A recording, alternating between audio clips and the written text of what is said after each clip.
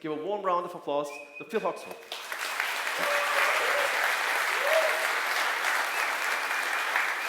All right. Well, thanks for that lovely reception, and thanks, Vitaly, for a wonderful introduction. And thank you to Toby for getting the energy going in the room. Always amazing. It's fantastic to get started. So wonderful to be here in Freiburg, to see you all. I just love being here. I love this conference, and it's always just an absolute treat. So I'm very, very happy to be here. So again, how many people are here for the first time? Show me those hands again. Amazing. That's great. Vitaly said at the beginning, he was asking what you were here for, and I heard a few people say fun. I want to put a stop to that right now. That's not what you're here for. There's no notion of fun here. I think the fact that that face is looming over you should be evidence enough of that. But yeah, there's no fun to be had. I'm going to try and impart some information. I'll do my best. Also, a lot of these things are based on my experiences and my opinions, but it's very important to know there isn't just one answer to everything. There are lots of different ways of building for the web. There are lots of different types of sites that we'll build on the web. And so I'm going to try and bring some of my experiences and kind of offer some thoughts, really, for how you might approach your projects on the web. Let's see if we can get these slides are coming momentarily. Here we go. Oh, look at that. Perfect. In the nick of time. Well, I can see them. Everyone else is going to look at this. That's okay. I think we're almost there. Almost there. Almost. Yes. Here they come. Now, the design of this will highlight the point I made about the fun ending here. Okay, this is quite dry. Okay, off we go. And I'd love my timer reset as well, if I may, so I don't speak for an hour, because these people will need a break. Okay, so I'm going to be talking about getting to the glass. And, Vitaly gave a lovely introduction, but what do I mean when I say getting to the glass? What exactly, here we go. What exactly am I talking about there? Well, we work in the web, so you would be forgiven, perhaps, for thinking that getting to the glass is the feeling that we're getting driven to drink by some of the challenges we have to overcome in building for the web, like dealing with dates in JavaScript, living nightmare. Time zones and daylight saving hours and JavaScript itself is challenging. That might be a challenge for us. Or we might think that we're being driven to the glass because our future of building for the web apparently is flirting with robots. Apparently that's the future that we've got, which is awkward. It's awkward. It's so awkward. It's not the future I want. But no, getting to the glass is this phrase that's been around for a very long time, and it's talking really about performance and getting the content from wherever it resides to the screen of the user, whether that's a monitor like that, or of course more and more frequently mobile devices, getting content to the screen. And we'll hear about performance and different aspects of performance later on, but I do want to kind of touch on this kind of notion of time to glass. Has anyone heard that expression before, out of curiosity? A smattering of hands around. It seems to be a phrase that we don't hear so much these days. When I used to work at an agency, this was all the rage, this kind of notion of designing for the optimal time to glass. Clients used to care about it a great deal at the point that we'd be pitching for a project. It'd be all about, well, we need a solution that's got the best possible time to glass. And then we'd move into the design phase where we're actually starting to think about what things will look like. And the client then forgets entirely about time to glass and just wants the fanciest, most beautiful, most award-winning projects possible. And then we get into the kind of the building and delivery phase, and then the team has to kind of get obsessed with it and really try and squeeze out every last bit of performance, figure out how we can get the best time to glass we can. And then after we deliver things, that's forgotten about again as business as usual happens and things fall by the wayside. It's something that we need to care about from the start of the project all the way through to the end of the project. And it's really important. The way that we've built things for the web over the years has changed quite a bit. But it used to have this lovely simplistic kind of model where we'd ask for content from a server, and that server would give us some content, it would get rendered in the client, and then it would arrive at our glasses, like that. Over time, different things have happened to this infrastructure. Servers have started, servers originally were just dumb servers. They would just give us the static files. And then there was machinery that kind of run machinery, like they're made out of steam-powered things. There was compute happening at the server, logic operations happening there to give us something dynamically that would come down to the client. And then the clients, our browsers started to become more aware as well and more sophisticated. We started to do compute in the client ourselves with JavaScript and doing JavaScript rendering, those kind of things. All the stuff that would get the content to the user and to the glass, to the experience for the user. And of course, it doesn't start with that. The user actually has to make a request in the first place, and the request goes all the way to the back end and then comes all the way back. There's a lot of stuff, actually, that happens to get things in front of people. So really, you can summarize this as all the magic that does the things that gets the stuff to the place. And that was going to be the title I ran with for this talk, but it was decided for me that that was too long to go on the website, so we were stuck with Time to Glass. Okay, I've spoken for a while. I didn't really introduce myself. My name is Phil HAWKSWORTH. According to my family, I work in computers. Does anyone else have that job role as well? Yeah, there's a lot of us, aren't there? A lot of us. Never see it on LinkedIn, weird, but in our families, that's often the case. I haven't helped myself by doing things like this. My parents, my family really think I work in computers in a very literal sense. But actually, I work at Netlify. I'm part of the developer relations team over at Netlify.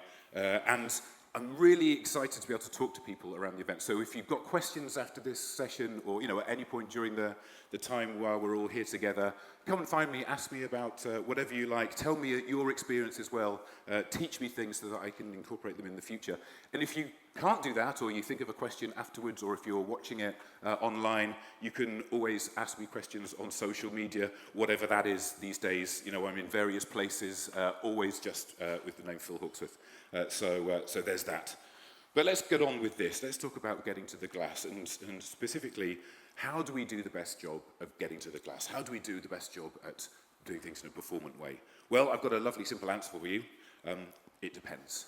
And lots of people are cautious about this answer. I think it's a really important answer because it actually teases out the questions that matter, because it's the follow-on conversation to that answer that's really critical.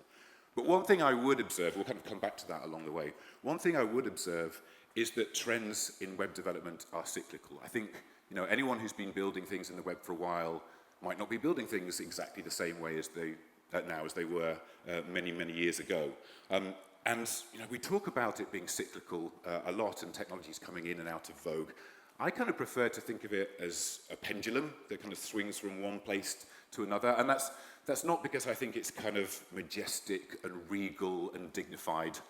It's not. It's the Wild West out there building things for the web. It's not so much a grandfather clock, more of a cuckoo clock kind of a vibe, which is a little bit more manic, a little bit more lively, a little bit more energetic, and a little bit more expensive, it turns out. Who knew? Well, maybe people here knew that cuckoo clocks were expensive. I don't know. I don't want to assume that everyone in this room owns a cuckoo clock. That would be strange. But these things cost a fortune, and as does change in time and how we build things for the web.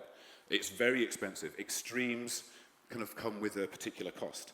But certainly I've seen a lot of swing from one extreme to the other over the time building things for the web.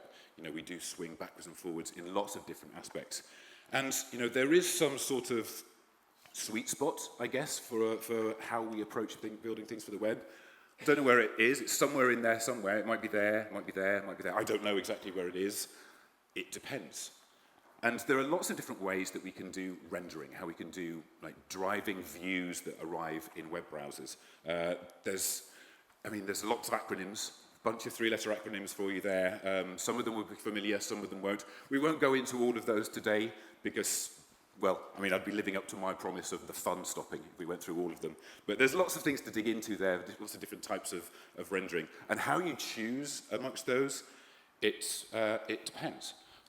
And it depends on things like the functionality you're trying to build into the site, some of the non-functional requirements as well, how things are maintained over time. Things like sustainability. All of these things are influences on what you choose and how you choose to tackle the way you build for the web. And I don't want to tell you this is the one way to build things for the web, because of course you're all building things that are very different. And the things like the skills in your team, the time you have available, lots of different aspects. Sustainability, both in terms of the energy consumption, both in the servers and in the clients of what you're building. You know, what are the impacts in terms of sustainability and energy consumption there, and also sustainability in terms of how easy are things to maintain over time. Lots of different aspects. But I guess one argument that I really want to put forward today is that there's one thing that is kind of consistent and is really worth striving for always, and that's simplicity. And that seems like a very easy thing to say. Simplicity is easy to strive for, but actually very hard to achieve most often. But I think it's very valuable in terms of having something to strive for. And in fact, you know, simplicity is something that's baked in right into the design principles of the web. You know, the principle of least power is one of the design principles that's right there in the web design principles. And Tim Berners-Lee kind of talks about it, he references it, talking about computer science has spent a lot of effort making languages which were as powerful as possible. Nowadays, we have to appreciate the reasons for picking not the most powerful solution, but the least powerful. And nowadays, then, is the early 90s, but nowadays is also now, is relevant now as well, maybe especially now, since we've got such a swing towards power and complexity and magic.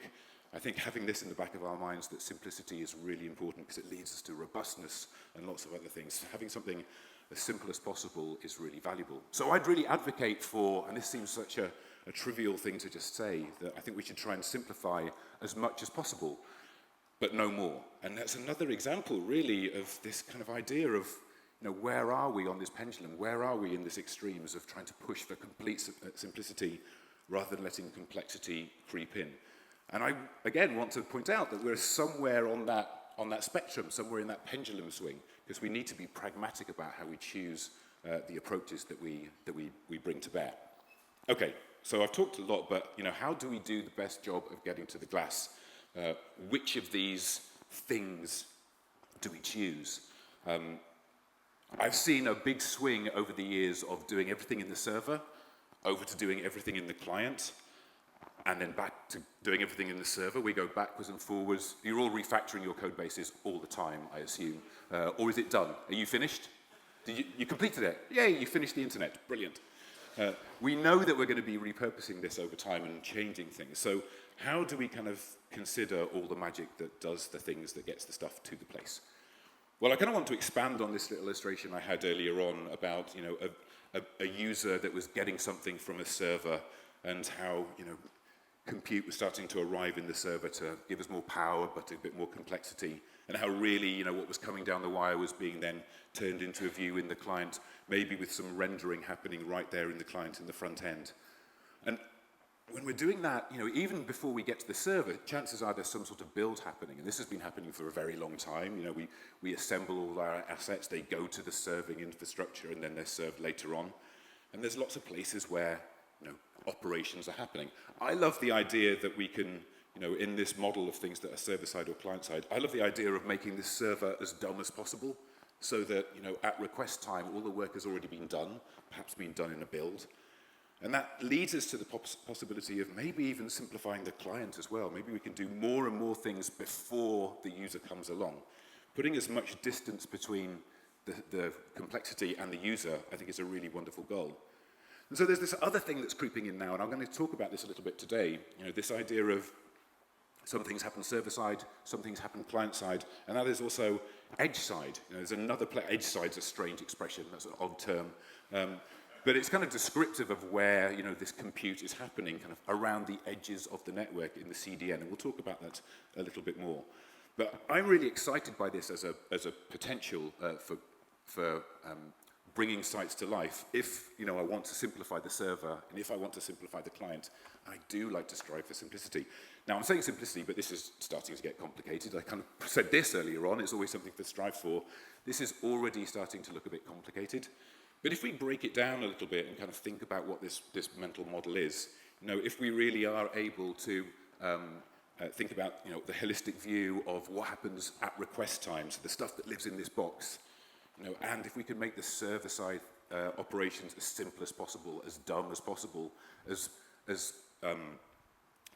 common as possible, and if we can also start doing that in the client and have less magic happening client-side, you know, we can start having a fairly simple mental model of, you know, maybe just one place that we start to add some smart things. Smart things. That sounds like I'm on some kind of futuristic show. I'm not trying to suggest this is magic, but this is one place that we can start to do lots of interaction and lots of logic that can still live in a fairly simple mental model. Okay, I want to talk a little bit about what that means. That means that we can have this idea of we generate our pages, at build time, and then we display our pages in the client, and then potentially we enhance our pages at the edge if they need to be enhanced.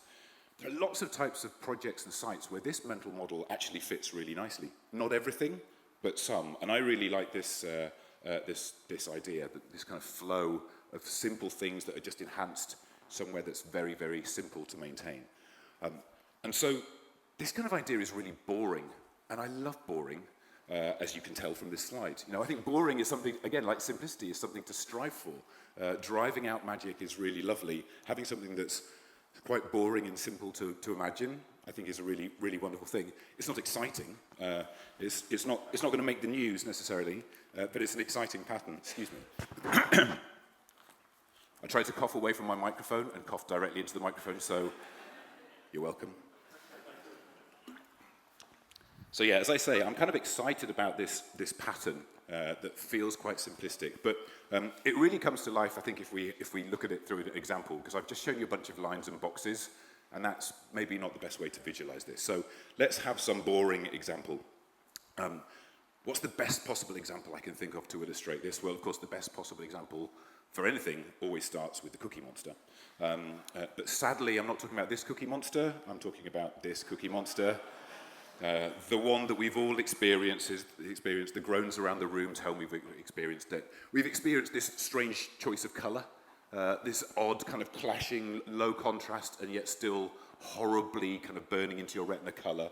We've experienced things like the strange baiting to just accept, don't read the stuff, hit the button because it's in the way, hit the button. Or you could review the policies that you're agreeing to, but the hit area for that accept button does encroach on the review. So you've got to have laser sights to get through there. We've seen this cookie banner many times, this monster. Sometimes it's like this. Maybe it completely covers your page. It has some bizarre, very, very, very humbling, kind of trusting, trustworthy logo that you don't recognize, but seems legit, so you'll hit the button. I hate this. I hate it. I hate it with such a passion. I think it's been one of the things that has really damaged the web and has trained users just to hit any button they see to get out of the way so they can see the site. But this isn't about me. This isn't my therapy session for my hatred for this. I'm just going to use it as a bit of an example, because the implementation of these things that we've all had to suffer through is generally horrible, and it's for a few reasons. It's something where we need to, sites need to display some kind of conditional interface. It has to control cookies. It has to, as a result, very often companies turn to third-party JavaScript libraries to do this, or some utility that will just do this stuff for us, we'll just buy it in and ship it as it is. But as a result of that, often these things are all kind of driving our UI, getting in front of our rendering, and it kills performance in the worst possible way. And also, this interface is generally terrible, not aligned with our brands, trains our users to do horrible things and just accept stuff without really thinking about it. My feelings towards these cookie banners is coming forward again. So we need to do a good job of cookie banners, and I think it's really important not to upset the cookie monster. Have you thought about this guy? If he was angry, it's terrifying. He's cheerful most of the time, but scary. So we need to do a better job of these things. And so, there's a lot of places where we could have the mechanics of something as trivial seeming as a cookie banner happening. We might have something that's a bit of logic that happens on the server that serves it up to the right people and then manages our cookies from there. Or we might do it all client-side, which tends to be what happens. But I want to use this just as a little experiment to think about how we might do it differently, how we might do it at the edge. And I know it's not the most exciting example, because I started opening up a conference talking about cookie banners. It's a bold move, but I did have this disclaimer about the fun. You were warned. But I think edge side includes is a really interesting place to do something as mundane as this. And so here's an example of just like a boilerplate remix site. I could have used any framework or not a framework or whatever I wanted here. But here's a remix site, and I've injected a little cookie banner down there. That's what it looks like. It's nothing very exciting. It's got a couple of calls to action. It's picked up where I was in the world, which is one of the reasons why it chose to show it to me. And this was just injected into the HTML, kind of it's down there. You might not be able to see it too clearly, but trust me, there's a bit of HTML that's been added just before the body. And if this has happened without any JavaScript, or rather without any client-side JavaScript, because for all of my railing about JavaScript and being cautious about JavaScript, I love JavaScript. I'm a JavaScript guy. I've been writing JavaScript for a very long time. I'm cautious about where I place it. So there's no client-side JavaScript here. The HTML arrives complete, which I like because it means the browser can get on with its job of just displaying it as it knows how to do. This is location aware, but it doesn't have to ask for permission because it's not actually doing it it's not identifying an individual user. It's not happening in the browser. It's happening at the CDN level. So there's no personal information being used there.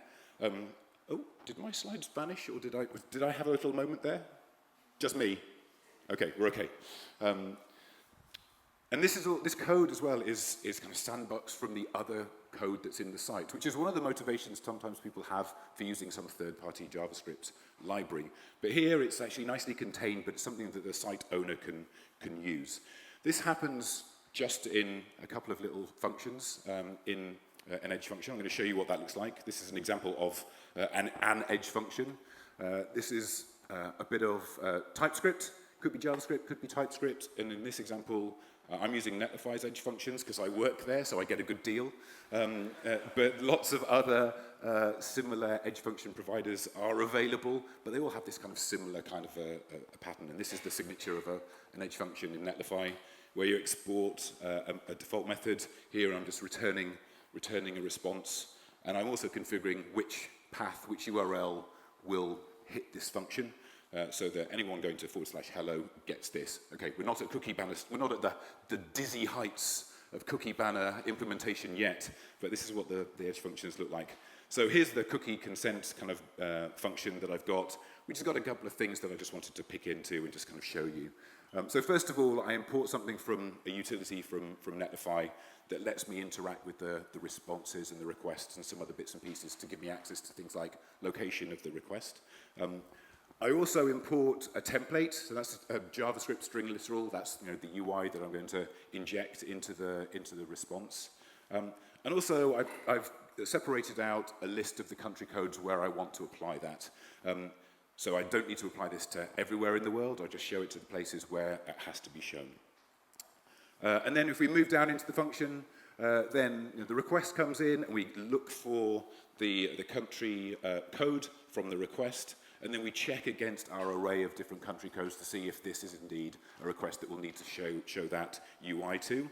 And then we get into actually showing that UI. So now we go off and get whatever the response would have been beforehand. We're making a request for some asset, some page, some view. So we go and get that view, and then we get the content of that we're going to add some things into. And here, in this very noddy example, very simplistic example, I'm doing a regular expression just to simply insert that. There are more sophisticated ways to do that. For the sake of brevity, I've just done that here. We'll look at something else a little bit later on. So I'm literally just injecting some string into the response before sending it back. And that gets us this into the page. So the logic has happened off the browser. It hasn't happened in a server. It's happened in a function, a file that seems very easy to reason about as a developer. So I know there's lots of complexity around cookie banners, and they're not the most exciting thing in the world, but I like the idea of being able to demonstrate something that's got some logic in it, is contextual to the request coming in, contextual to the person making that response. And this is this model of however the site has been generated, however the view has been generated upstream, as it flows through the network, we're enhancing that page before it lands at the user. This is framework free, or rather it's framework agnostic, because it doesn't really matter what the the thing generating this page was. I'm injecting something into the HTML, into the DOM as it's on its way to the user. And I kind of like that as this model. Doing things this way, you can use it for all sorts of things. You don't have to stop at cookie banners, my goodness. Localizing times on event sites, for example, is the kind of thing that you could have everything in a simple format, and then it's localized per user, per territory, as an enhancement on its way through. Localization is a great use case for this. Or indeed doing things like having product pages that are pre-generated and don't change except for things like stock levels or prices or localized pricing for different territories. It's the kind of thing that can be enhanced at the edge but isn't very costly because the work of generating these pages has been done ahead of time. So there's lots of ways that I could try and cheerlead for how well I think this can work, but actually I think one of the key decision points for something like this is how well does it fail? Because sadly, when we're building things for the web, when we're building things with JavaScript and stitching lots of things together, things can fail, and how elegantly things fail is really important. So I, again, like this idea of having views which are generated ahead of time, and then they're enhanced on their way to the user. So if for any reason that enhancement doesn't happen, we just serve the request as it was before, the content still flows to the user. We're not at the point that the user is really going to be impacted by this, by things being jumbled around all over the place. We can design this in such a way that we're enhancing very gradually. So if something fails, often the user won't even notice. Okay, I'm going to show you another boring example, which starts with a web browser. And it's a site that could be about anything, but of course it's probably about a cat. So imagine, this is a scenario that, not necessarily for cat sites, but this is a scenario that I've encountered many times working at large companies that offer, have lots of different brands that they operate, lots of different sites that they maintain, but they want some continuity to them. So maybe they've got a site that has products to do with cats, and then they've got some common things like some sort of header, maybe some sort of footer, things that are common to different sites. And they've got different sites. They've got sites about dogs as well, don't worry if you're the dog person, or they've got coffee sites as well. And that is all of the content on the internet. Sites about cats, sites about dogs, sites about coffee, that's it. Don't try and prove me wrong by looking elsewhere. Those are all of the types of sites there are. But companies can operate these different brand sites, and they've all got their different branding and aesthetics and all the rest of it. But there are some things that often need to be common to many of the sites, whether that's, excuse me, whether that's the global navigation that's across them that need to be consistent. Often this goes a little bit deeper, actually. There's a term that I got used to hearing when I was working on sites that needed lots of navigation, the mega nav. Has anyone come across that term? How is that a real term? How have we've let ourselves down as an industry when we've let mega nav become an industry term? But it is a term, and often we push lots of stuff into the navigation. There are examples of this is the mega nav on my Amazon site, and you'll notice that it is, well, it's cat food, cat litter, and coffee filters, supporting my assertion that those are the only things available on the internet. That's all there is. But there are other types of navigation, of course. Here's a lot of different things going on in the navigation on Figma's site. This is really common, right? It's very, very complex. And companies that have lots of brands and lots of different products, often those brands and products are in different sites, but they want these kind of things to be uniform across them all. So this kind of global navigation needs to be normalized somehow. The other example, maybe a bit simpler to think about, is right down at the bottom of the page, this idea of a global footer. It's not sexy, but my goodness, we see these quite often, these kind of complex, deep footers that have lots of kind of legalese in them and disclaimers and bits and pieces. Large organizations spend a surprising amount of effort making these consistent across all of their brands for lots of different reasons. They've got many sites. They might have many different stacks. They've all been built on different things. They've probably got lots of different brand teams trying to make those look consistent and look the same. And there's just many headaches, when trying to keep them all consistent and the various legal and compliant teams happy. So it's one of these problems that crops up many times, and it's been a headache for me in so many projects trying to make sure that the thing that was designed over there is also present on this site. And it's not almost the same, but it's the same. We've had solutions for this forever. You know, you'll be banging your head against the wall saying, Phil, we've had this forever. We've had server-side includes, which I know is another TLA, but I'm sorry about that. But server-side includes solved this for us years and years ago. You know, we've been able to have logic that runs on the server that turns templates and data into views. But if you have been through the process of simplifying this so that you don't have anything complex happening on your server, or you don't have any logic running on your server, you've taken that out of the equation, it might be nice not to reintroduce that. Likewise, you might just be doing that in the build, because builds are perfect places to combine content and templates and data into a view. But I mentioned that sometimes these sites are built on different stacks, different implementations. So having different stacks, combining these things together at the build, that can be tricky as well. We could do it in the client. Goodness knows there's client-side rendering, and we could do that there. But for reasons we've already kind of mentioned, and you'll hear later on, you don't always want to do all of the rendering in the client. So that leaves us with another option, and it's just another option. Your mileage may vary, but I love the idea of doing this kind of thing at the edge. Edge-side includes have been around in the industry for decades, but they haven't always been in reach of everyone because they can be a bit complex. But with things like edge functions on whichever provider you happen to use, you can build yourself a utility to do that. You can have something that looks for particular HTML structures in your code and then replaces them as they flow through to the user. So in this example, I've decided I'd create a custom HTML element called edge include, and I have an href attribute there. Now, the browser, if it doesn't know what an edge include is, it'll ignore it. That's one of the beautiful things about browsers and the design of HTML. Likewise, if we wanted to expand this and have some content within that element, the browser, if it doesn't understand that, it'll just render what's in that element as a block element. So this is a really nice way of being able to say, okay, here's a fallback, but we could enhance this at the edge or replace it at the edge. So here's a bit of an edge function to do that. It's getting a little bit codey.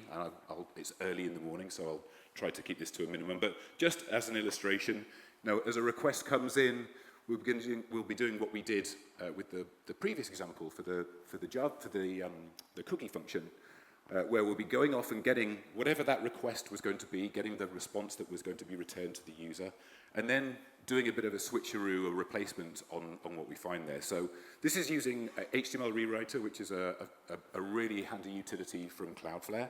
And that will look for HTML elements of whatever I ask it for, in this case, the edge include element, and then we'll transform that before sending that back to the user. And the thing that we use to transform that, well, is another bit of code that I've written here, where the bit you need to care about is we go off and we get the href attribute from that element that we've been looking for, and then we go and fetch that from wherever that is. That might be some source that's close to us, or it might be anywhere on the internet. And then if that response is okay, then we replace that in the response that we're sending back down the wire. Which means that for things like these different brand sites, for these different brand sites, we can inject a common bit of common footer, like a server-side include, but now we're doing it at the edge, on all of these different sites. So we've got this idea of generating, enhancing, and then displaying. Now, we need to think about performance here a little bit. I like this model because, generating the pages, that's done before the user comes along. So that's tick, that's finished. We're getting away from having any logic running in the client side, so that's kind of done. We'll just let the browser render things the way the browsers do. And then enhancing things at the edge can be very fast. Now, some of you might have looked at that previous example and thought, hang on, you're going off and fetching something from somewhere on the internet for every request? That doesn't sound like it's going to be fast at all. And I put that there very deliberately because, what do you do about data that's not close to the edge? That's a criticism that you often hear about rendering things at the edge. If the data isn't near where the renderings happened at the edge, then it can be a bit slow. But luckily, we've got the tools to deal with that. We can change these things up. Now, I'll share the links to these resources later on. There'll be a link for the slides and links to these things later. But my boss, Matt Billman, who's the CEO at Netlify, wrote this wonderful article about how to make edge rendering fast. And I'm not going to stand here and read it to you. I'll let you do that on your own time. But he was describing a a model which is actually really logical, I think. So again, we've got our user with their glasses on. They're getting some content that's coming from some data source somewhere on the web, and we're sending that to the edge to be rendered nice and close to them, so it's nice and snappy and fast to get to them. Of course, that's got to find its way through to them, so maybe we'll have some sort of API to expose that. But it's a really long way to travel still. It's coming all the way across the world. We don't know exactly where that's coming from. But luckily, we can shape the way that caching happens in that part of the request. We can use things such as stale while revalidate or other caching methods to make sure that we cache things at the edge once they're requested, and that way we can be serving those very, very performantly to the user because it's close to the different users. I won't go into all of the details about this for the interest of time, but ultimately, there's a code example here in this article that talks about creating an API with a serverless function and then managing the caching of that. And managing caching is something I never want to have to deal with. I like the idea of sensible defaults existing that do things the right way for most cases. And that's the situation we're commonly in when we're building things for the web these days, when we're using services like Netlify or Cloudflare or Vercel or whatever it is that we're using. We typically get good, sensible defaults. But it's really nice to also have control if you need it and you know how to use it. And this example is talking about exactly that. It's talking about shaping the way that the cache behavior exists. And it's doing it with a line of code, which, again, I'm not going to get into right now, but it's shaping the way that that cache is managed. There are other kind of patterns to this that are emerging that are interesting. Here's another TLA for you. PPR. Has anyone heard of partial pre-rendering? That's another one that's doing the rounds. Yeah, a few people have heard of this one. This is becoming very popular in the Next framework. But again, it's a similar model, I guess, to this, of generating the pages, enhancing them, and displaying them. The difference here really is that rather than just simply updating them on their way to the user, it will actually begin sending the content to the user, and then once the request has been fulfilled, it'll send an update to the client that is updated in the client. So this is a combination of things happening at the server and at the client. I like it a little bit less, but sometimes it's the right thing to do. Anyway, it's another example, I think, of the pendulum swinging from things that were decoupled here to being a little bit monolithic. This pattern is dealing with everything from the server side kind of behavior right the way through to how the client injects the content when it's ready. I'm not entirely comfortable with it, but again, your mileage may vary. It might be very useful to you, but I like the idea of just knowing about it so I can choose. There's another article by Matt Billman about partial pre-rendering, talking about how you get that behavior without any framework at all, or with whichever framework you happen to enjoy. Again, I'm not going to go through the code for that here. It's a bit early in the day for that, but suffice to say that you can create this exact behavior with any framework or without any framework by having access to some primitives and some control at the level of your provider. And the article here is surprisingly simple, teaching you how to do that. Okay, I've waffled for a while. Did we learn anything along the way? Well, let's see. Really, what I'm hoping to communicate more than anything, more than really like looking at any of the code, is that rendering patterns are yours to control. There's so many different options, and you don't have to just go by which is the thing that's in vogue at the moment, or everyone else is using, or seems like magic. Really, you have a lot of control and you have a lot of choice over that. Critically, though, you need to understand what the requirements are for your project before you can make a choice, because otherwise you're just kind of guessing. So understanding the requirements and making choices feels like such an obvious thing to say, but it's something that we often overlook. So I really advocate for that, and also I advocate for starting simple, because simplicity is hard to get later, but it's good if you start from that point. I really also advocate for doing as much in advance as possible. Now, I wish someone had told me that when I was a teenager, revising for my exams, because I didn't seem to agree then. But these days, I've changed my mind about that. The idea of doing as much work ahead of time before the user even comes to make a request for something, I think is a wonderful way to de-risk projects, to get better performance, and just to have a much more stable environment. So you can't do it for everything, but wherever you can, I really advocate for building things in advance.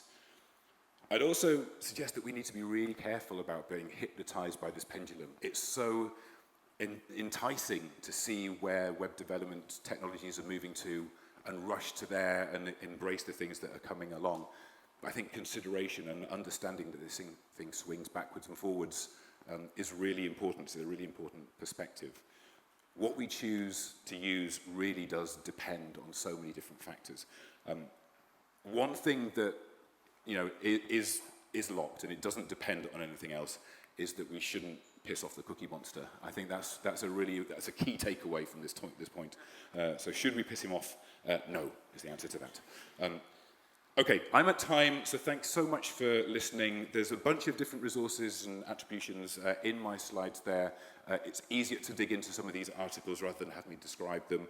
All of the links to there are in the links to these slides, which is there. You can find that at Glass, or you can zap that QR code to get to the slides as well. So thanks ever so much. I appreciate it. Have a great conference.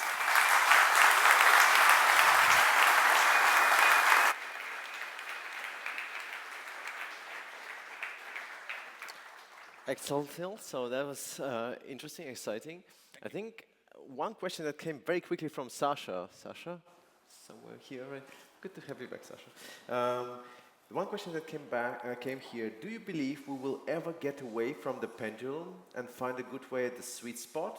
It has been 30 years of this, and I don't see it stopping anytime soon. I 100% agree. It will keep swinging, and it'll probably swing wider at times, and web development is like fashion. It's never finished.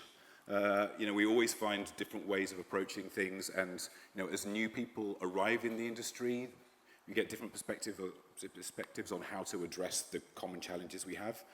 And I think we see things being reinvented, right? Yeah. So people often arrive and don't, and I count myself exactly as one of these as well. I think, I've invented a new way to do something. So, well, this is the way it was done 20 years ago, and we gradually moved away from that because of, there's a give and take. There are trade-offs, and I think we just have to accept that, because it's very difficult to find something that's perfect for every scenario. There's a lot that goes into how we build the web. And, there are human factors, there are technology factors. The kind of experiences that we're trying to deliver to people evolves over time as well. So the challenges we encounter change. So I think I wouldn't want the pendulum to stop swinging, if I'm very honest, because I think we are still we do move forward. But sadly, no, I think we are destined to remake some of the mistakes that we've made in the past, hopefully grow along the way. But I think just being cognizant that we have been here before, and there are people that probably have some insights that we can learn from, is important. It's always tempting to invent something new rather than read the documentation for the thing that exists already. I mean, that's why there are so many JavaScript frameworks. That's why I've got so many domains that are registered, because I thought, I've got a great idea. I didn't want to read that thing. I'll make one of my own. And so how many domains do you have? I don't want to. I know this is a safe space, but I am not prepared to go on record to say how many domains I've registered and wasted. And you still have everything. Oh yeah. Oh no, nothing will ever be on them. No, I'm it's comfortable. It's a good investment of your time. It's a wonderful investment. Yeah, I can't do it, but none of you can either. That's the thing. You can't use that domain. But I'm thinking, so if you, let's say, are in a position where you have, you're basically using the old front architecture. One of the questions that came up is, what does this mean? Like if you went to separate what happens on the server and the client edge now, what does it mean for front-end architecture? So if you have, let's say, an older project, which is maybe now 4 or 5 years old, how do you maybe move to this model? Where do you start? What would be the process like? Yeah, I mean, that's a great question, thinking about how you migrate from an older architecture to something like this. The nice thing about this is that with services like Netlify, Cloudflare, Vercel, you can shape traffic with a set of configuration, a set of rules. So a very common migration path to this is to create a site which is nothing but some redirect rules that proxies content to whichever architecture exists already. This is pattern I've seen very many times in migrating from, I've been trying to not say legacy stack so much, but legendary stack is what I heard Chris Coyer and Dave Rupert talk about. It's the legendary stack that's been around for a long time, but you're trying to migrate away from it. Sure. Creating another site in front of that, where you're pushing the domain traffic to, which initially all it does is it proxies all of the traffic to your existing infrastructure. And then you can choose bit by bit what routes you will route to something different. So as you're migrating some large platform across, you can say, okay, well, the accounts page is now something that we're going to build on a different infrastructure, or we're going to just add edge functions in front of that bit. And then you create those routes within your new site, and those are the only things that resolve to your new infrastructure. Everything else falls through to your existing infrastructure. And so route by route, you can start to migrate things very gradually from one infrastructure to another, right, rather than this incredibly daunting prospect of saying, okay, when everything's finished, we'll flick the switch, and now the site is from over here, it's in this new place. Yeah. Because that's just not practical. That's right. But then how do you decide what needs to be on the edge, what shouldn't be? So like, how do you decide what is where? Because sure, if you have, let's say, a static part, and you can pre-build, let's say an e-commerce page, and you have everything like this illustrations and everything pre-built, but then the price is dynamic, maybe the shipping costs are dynamic, maybe the payment methods are dynamic and stuff like that. So you kind of have to identify the dynamic bits that are living on the client now, and then move them to the edge. I mean, exactly that. I mean, I think, trying to imagine, first of all, how much can be static, you know, and I know I'm very opinionated about trying to do things static first, but there are lots of parts of a site or parts of a page that don't change very often. You know, maybe they're not localized to the user, or they're not going to be changing minute by minute. Those are the kind of things that, you know, on an e-commerce site, for your example, that might have thousands, hundreds of thousands of SKUs, hundreds of thousands of product pages. Not much of those pages changes all the time. So, as you suggest, identifying what elements in that page could be enhanced, progressively enhanced, or what could be populated later and contextualized to the user. Those are good contenders for either doing client-side, or, as I prefer, pushing that out of the client and into somewhere like the edge. Right, but I'm also curious, because I think a couple of years ago we had this conversation about where the limitations of static site generators are. Like, how much can you pre-build? So if you have, let's say, like, again, I don't know, a page, an e-commerce site that has, I don't know, 5,000 products. So sure, if you don't change that page, then you can pre-build it and call it a day, right? But what if it's kind of outside of your control? Maybe there are vendors who are changing it every now and again, so you don't want to initiate or kick off this entire pre-build. Right. You need to be also very careful about that. So where are we now with this pre-generation? Can we really just go ahead and say, okay, e-commerce site, 5,000 products, fine, we're good, we can do that? Well, sadly, it's not quite as simple as like the number of the pages, because, I mean, a site with 5,000 pages you should be able to... products. I meant products. Products, I beg your pardon, products. Should be able to generate that very, very rapidly, and that shouldn't... But there is a number, right, where the threshold comes in. But, of course, it's not just about how many products or pages there are. It's like, what data do you need to fetch to populate those things? So, are you fetching things from a document management system and, a digital asset management system and a content management system that's one over here, one over here? Those queries become very expensive, so that becomes prohibitive as well. So, yes, there's a threshold, but it comes down to looking at, you know, the architecture that you have of where the data sources are, the kind of content you have, and genuinely, you know, how commonly it's updated, and it's a case-by-case basis. You know, it sadly is that it depends scenario, and I wouldn't want to sit here and try and say you can just pre-generate all of these sites now, because it genuinely does depend. But I think with the improvements we've got in build times, with the kind of technologies that we're using to generate sites in the first place, and the kind of lower friction in the automation for doing this work at builds as well, it actually pushes that boundary much further than you might originally have expected, but it still exists. There's always a threshold. So this kind of model that I'm talking about can sit on lots of different stacks. You know, you could have something that is server-side rendered at request time, but it's doing something that's not tailored to the user, but it's doing some of those other slightly on-demand kind of aspects as well. So you can mix and match things. There's no substitute for knowing your requirements and your kind of site behaviors. That's the most critical thing. And the other thing I'd say as well, when we're thinking about generating lots and lots of pages and how expensive that can be, there are various patterns, and in that wall of kind of acronyms that I had, there are things to do with deferred static site generation as well. So you generate the most commonly visited URLs, and then some of the product URLs, you don't populate those until the first time someone requests those, right? Sure. And then you cache it with like a durable cache, which means the first person who makes that request, they pay the performance penalty. Yeah.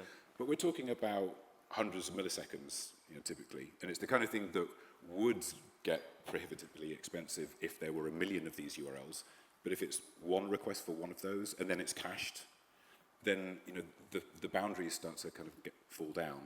But this is also then the question where do things start getting a little bit more complicated when they get, stay simple. Right? Exactly, and which is why I always try and advocate for starting as simple as possible and only introducing these bits of complexity when your use case needs it. I think at the moment, what this pendulum has swung at the moment to using tools that are really powerful for lots of complex types of sites. And since those are kind of fun to build with and can solve some of the complex problems that some people have, we use them everywhere. And they come with a penalty and a cost of complexity of their own. So, using something that was well architected for a 1 million product e-commerce site, using that for our blog, I don't know if that's the best choice. But then again, our blogs are our playgrounds, so use whatever you like on your site. Use whatever you want that's going to teach you the things you need to learn, that's going to bring you joy if you're building a site for yourself. If you're building a site that's for a service for an audience that needs it and depends on it, that's when we have to start being way more thoughtful. And I'm not suggesting that we're not being thoughtful, but it's an easy thing to kind of get away from and thinking about doing things for the user rather than for the developer. But that's a different rant. That's a rant at the bar. I mean, we'll have time for that rant. We'll have to have that rant, yes. But I can't do that here. Yeah. So we are running a little bit behind schedule here. So if you have any further questions for Phil, you can also find Phil outside. Where is it? I don't know if it's like the smashing stand or something. We'll need to find where. Anybody knows, Amanda? No. Is this somewhere for me to go? We'll guide. No. We will. Where? Fireplace. So if you can, so there is no fire, but there is fireplace. That's okay. That's okay. It's really important that you say very important. You get to place rather than fireplace. That is important. So you will find Phil there to ask any questions. But